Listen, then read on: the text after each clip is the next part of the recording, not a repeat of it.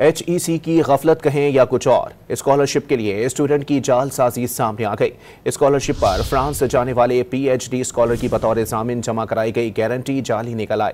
Islamabad high court ने student scholarship programme में HEC को मुस्तकबिल के लिए सख्त शराइत रखने का हुक्म दे दिया है।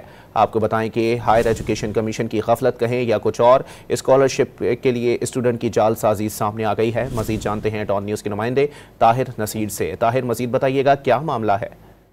जी बिल्कुल, देखिए HEC की गफलत और स्कॉलरशिप के लिए स्टूडेंट की जालसाजी सामने आ चुकी है। स्कॉलरशिप पर फ्रांस जाने वाले PhD स्कॉलर इमरान ताज की बतौर जामिन जमा कराई की गारंटी जाली निकली। स्टूडेंट स्कॉलरशिप प्रोग्राम में अदालत का HEC को मुस्तकबिल के लिए सख्त शरात रखने का हुक्म दिया गया है। इस्लामाबाद हाई कोर्ट के जस्टिस मोहसिन अख्तर कियानी ने 12 सफ़हात पर मुश्तमिल तहरीरी हुक्मनामा जारी कर दिया। इस्लामाबाद हाई कोर्ट ने सिविल जज वेस्ट इस्लामाबाद का HEC के हक में डिग्री किया गया रिकवरी सूट को कलअदम करार दे दिया। अदालत ने HEC को अपनी स्कॉलरशिप पॉलिसी में इस्लाहात लाने की हिदायत करते हुए गाइडलाइंस भी जारी कर दी हैं।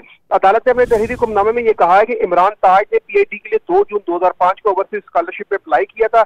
26 दिसंबर 2005 को इमरान ताज का HEC से एग्रीमेंट हुआ। इमरान ताज ने गारंटी जमा कराई कि स्कॉलरशिप मुकम्मल होने के बाद 4 साल बाद पाकिस्तान में खिदमत सर अंजाम देगा।